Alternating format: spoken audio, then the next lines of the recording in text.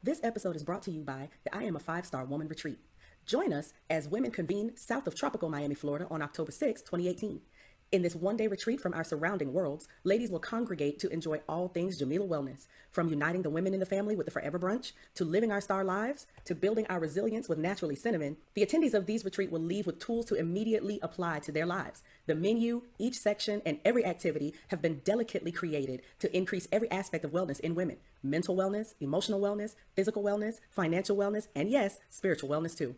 Not only will you walk away with having developed each point of your star, you will be a five-star woman. Register now at www.starshineconference.com and use promo code podcast to receive 10% off your ticket. Can't make it and want to live stream? There's an option for you too. www.starshineconference.com.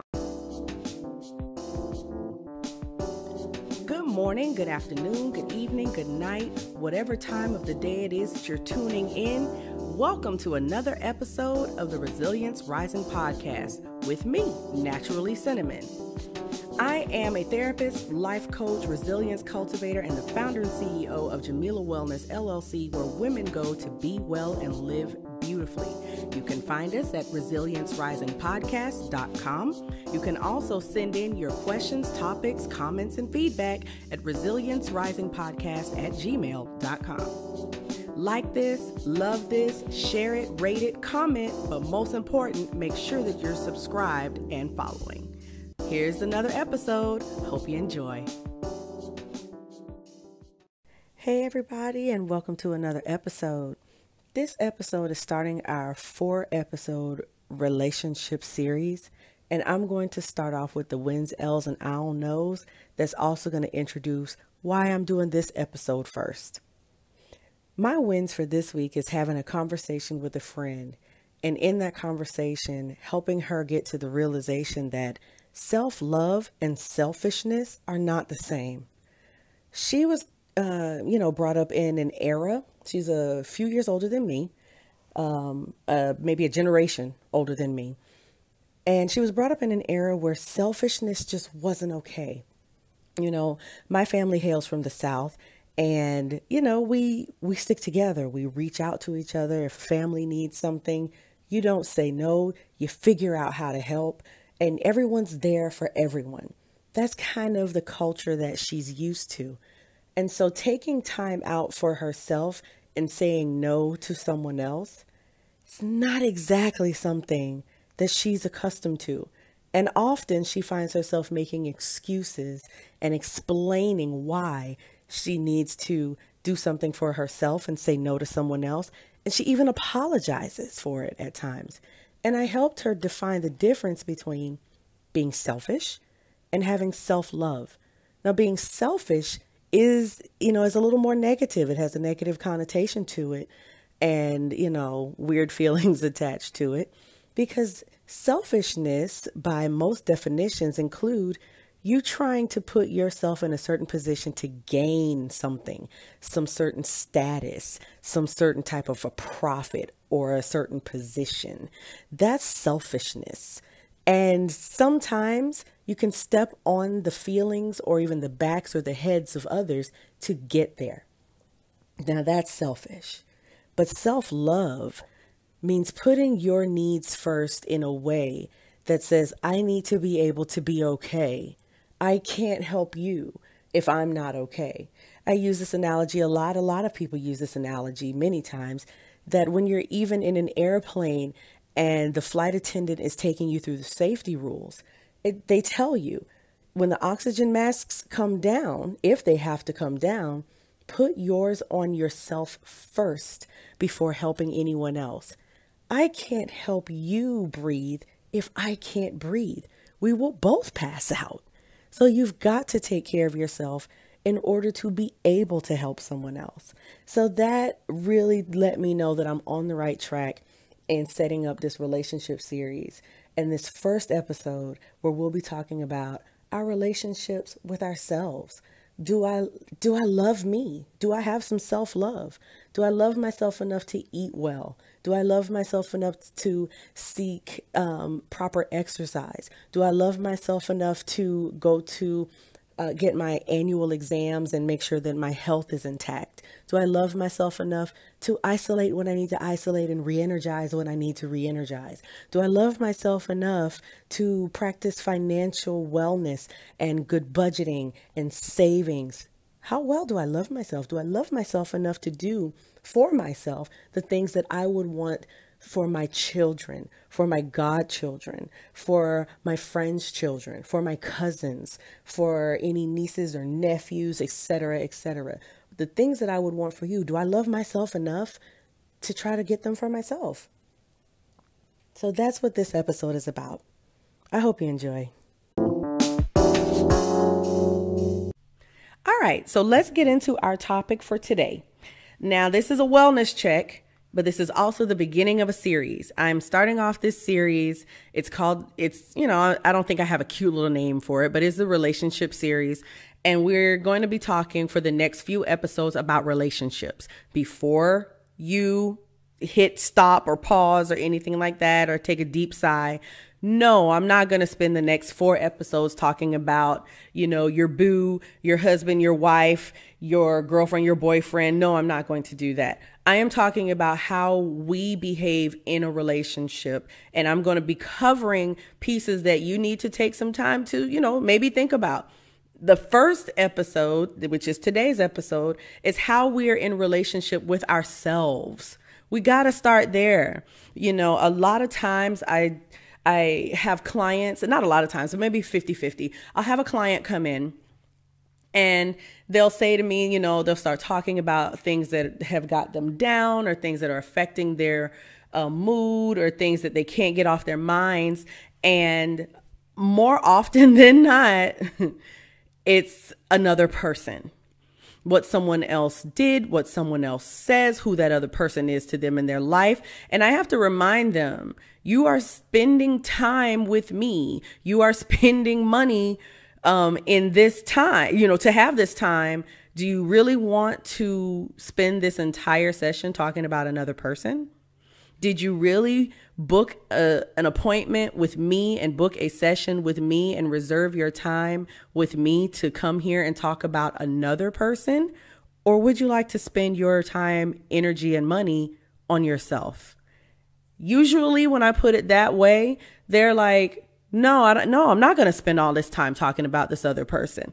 And we end up being able to bring it back, because if you are unable to get a good grip on the relationship that you have with yourself, you're that much unlikely to be able to develop strong, healthy relationships with other people. So let's start with you. We're going to start with ourselves. We're going to begin within or something like that. Is that a t-shirt? I wonder if that's on a shirt somewhere, begin within. If it is, somebody tag me in it so I can, see if I can get myself one. Anyway, I'm going to talk to you today about the 4 signs that you might not like yourself. I know. This sounds like it's going to be a really tough episode, but hang in there. We're going to get somewhere. 4 signs that you just might not like yourself. And a lot of times people are going to be like, of course I like me. I love me. And sometimes people are saying that because they think that's what they're supposed to say. You're supposed to like yourself. You're supposed to love yourself. Something's wrong with you if you don't like yourself. But let's be honest. There can be some life situations that come up that can make us question ourselves and our abilities, and, our vulnerabilities can really show up. And so let's take a moment. Let's take some time to really, really hone in on that. Now, I'm not giving you guys a full-on free therapy session right now, but I am truly giving you something to think about. All right. The first sign that you may not really like yourself, and these aren't in an exact order. They're just 4 random things that I came up with. But the first one I'm going to talk about is not being able to enjoy alone time. That's the first sign that you may not like yourself, may not. If you have no ability to enjoy alone time, if you just absolutely, positively have to be surrounded by someone else, being with yourself makes you miserable. The thought of sitting at home alone, just drives you insane. The thought of being single, even, if it's for a little bit of time, makes you crazy. You've got to be around your friends. You've got to be around your family members. You've got to be in a relationship. You've got to be at some sort of social circle. You've got to be always doing something. You have to do anything. What you're actually doing by forcing yourself and looking for ways to be around other people all the time is you are using people, things, places, events as distractions, because you really may not want to spend time with you. I love going to the movies by myself. I know a lot of people, I've met people who have no understanding of that. That makes absolutely no sense to them. But I do. I love going to the movie theater alone. That doesn't necessarily mean that I'll be sitting in the entire theater alone. Of course, there are other people that want to go to the movies as well. But I don't necessarily like going with a large group of people because I like my company. I think I'm pretty good company. And sometimes I want to just spend some time with me. And that's okay. But if you're somebody who always has to, you see a sign, you see an opening in your schedule that you're going to have some alone time and it just irks you. You're like, oh, I hate alone time. I don't want to spend time alone. I got to find something to do. Check into that. Check into that in a hard, honest way, in a truly, thoroughly honest with yourself way. Are you unable to enjoy alone time? Are you? There are people that, will live on social media. They just cannot spend time by themselves. Reading a book is alone time. Taking a bath is alone time. Just kind of sitting, even when you can go to the beach and be alone. Alone and lonely are two different things. Alone and lonely are two different things. If you are alone and always lonely, you can be lonely and be around a bunch of people. But if you are alone, like just you by yourself, and you are miserable, you just cannot spend time with you, let's take some time to look into that. Number 2, the second sign that you may not really like yourself: constantly catering to other people. Constantly catering to other people, letting them take the lead, letting them, make the rules, letting them always call the shots, and you're just always doing it. Why are you doing that? Are you consistently seeking their approval? Are you always looking for their acceptance? Well, what approval or acceptance are you seeking from those people? Do you really feel that helpless, or are you trying to make them happy by letting them have their way? And if you are trying to make them happy by letting them have their way, does that make you less than? Shouldn't you be happy as well?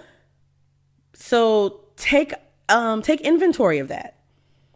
If you are constantly catering to other people, again, ask yourself that hard question. Why am I doing that? What is that about for me? What does that bring me? And at the core of that, it might be that you don't really like you. Because if you don't like you, then how can you respect you? And if you can't respect you, how can you stand up and say, you know what? No, that right there that you're trying to do, I don't think I want to do that. And it doesn't mean you have to be mean, rude, or nasty about it. You can just say, yeah, I don't think that I want to let you do that right now. Or are you always catering to other people? Here's a third sign that you might not really like yourself. Constantly comparing yourself to others. Well, she's got a house. Well, he's got this kind of a car. Man, so-and-so's got, so-and-so just got married. I'm not married. Well, other people, when you find yourself making comments like everybody else can, why can't I? Or everybody else is able to do blah, blah, blah, and I'm not able to. Constantly comparing yourself to others is a signal. When I hear clients forever comparing themselves to another person, it's a signal to me that they're struggling with their own self-worth. They're struggling with their own self-worth. It's not that they don't have any, and it's not that they don't think they have any. They're just struggling with it right now. Do you think that you have worth? Do you think that you have value? It's not about what other people think. What do you think? It's not about how other people do or don't treat you. That's not what this episode is about. It's about what do you think about you? Are you able to enjoy the alone time that you spend with yourself? Are you constantly catering to other people? Are you constantly comparing yourself to other people? What they do have, what they don't have, where they do travel to, where they don't travel to, where they do live, where they don't live, who is in their life, who's not in their life, blah, blah, blah, blah, blah. Do you do that? I had one client shut down social media for a while, not because she felt attacked, but because she realized she was using social media to beat up on herself. She was using the things that she would see other people enjoying and the places she would see other people traveling to beat up on herself and say, see, they're obviously doing better in life than you. See, they obviously are further ahead than you. See, and she was using that to beat up on herself until we had to work on how she felt about herself, whether or not she even liked herself. She didn't like herself. She didn't think that she was worthy of anything, and thus ended up perpetuating and furthering the thought pattern that, yeah, of course everybody else is going to get it and not me. Of course everyone else is going to be happy and not me because I don't deserve it. Yeah.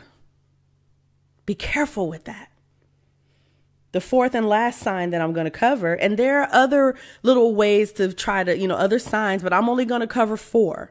And the fourth one is seeking validation from others.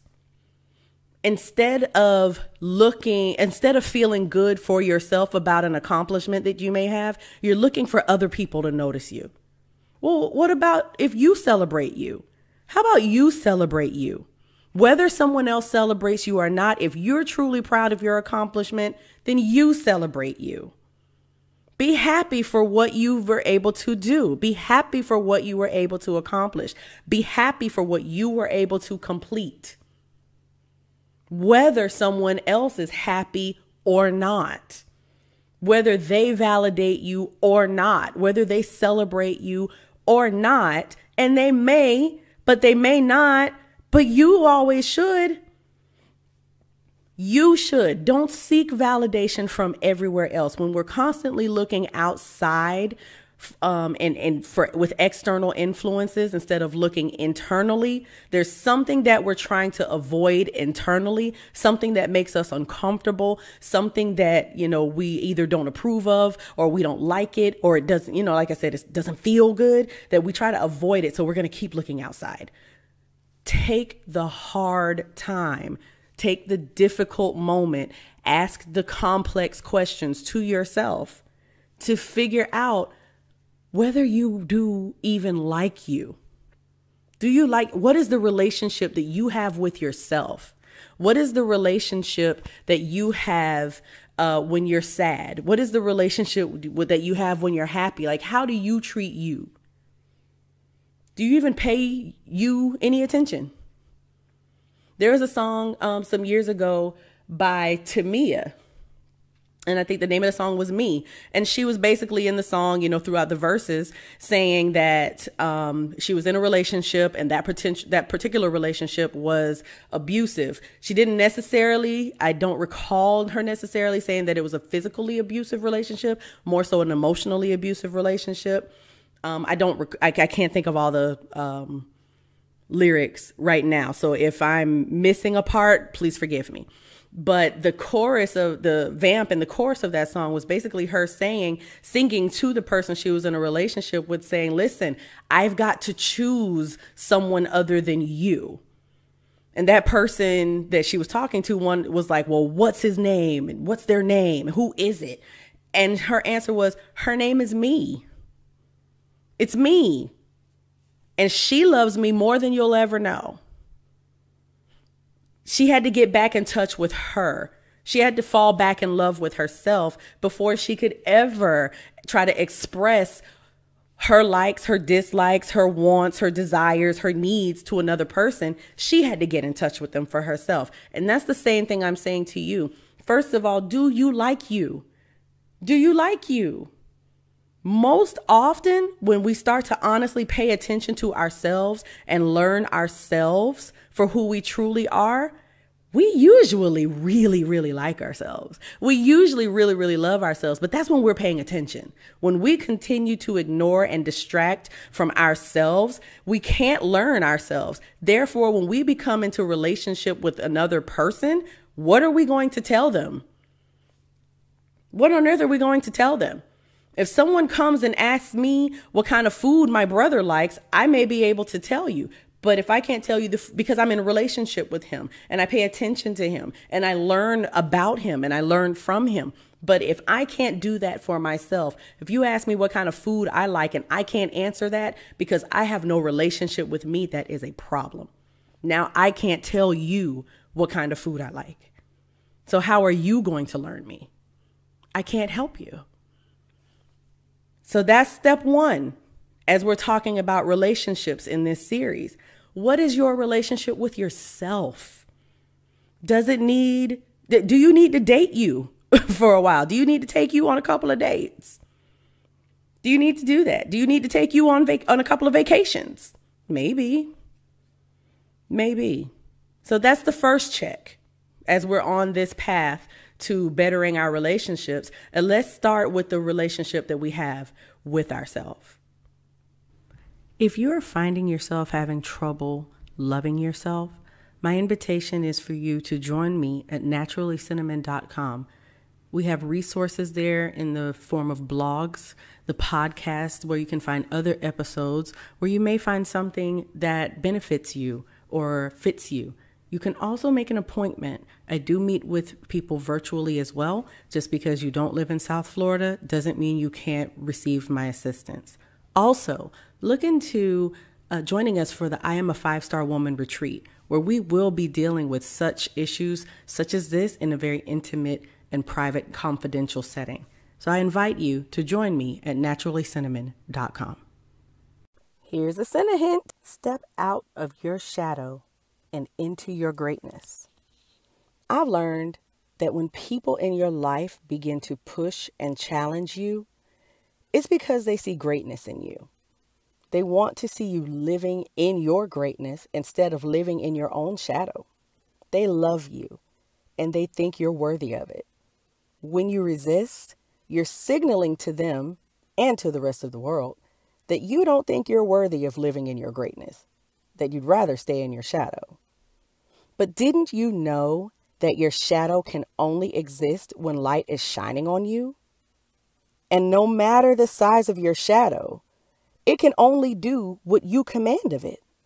So why are you allowing it to govern you? Stepping out of your shadow is scary. It can be. It causes anxiety and uncertainty. That's because it's something different than whatever you've been doing. But that's when greatness breaks through. You are worth it. Step out of your shadow. It's time for the Spirit Support segment, when we take a moment to feed our spirit. Brought to you by Jamila Wellness, where women go to be well and live beautifully. Oftentimes, we look for God to order our steps. We'd like to know what to do, where to go, what comes next. But sometimes, in ordering our steps, He's got to order our stops, too. Similar to a walk or don't walk sign, we know when to walk, when to take a step, and also when to stop doing something. Stop walking. Don't walk right now. If you walk right now, a car may come and hit you, or this is a danger zone. Maybe you shouldn't walk here. Maybe we need to know not just ordering our steps, but ordering our stops. Maybe we need to know when to stop talking, when to stop using certain phrases, or when to even stop entertaining other stories, aka gossip. Maybe we need to have ordered our stops to complaining. Maybe we need to stop worrying, stop interfering, stop poor spending habits, spending money and spending time. Maybe stop hurtful talk about others and about ourselves. Sometimes in the ordering, we look for the steps, but maybe we should look for the stops as well.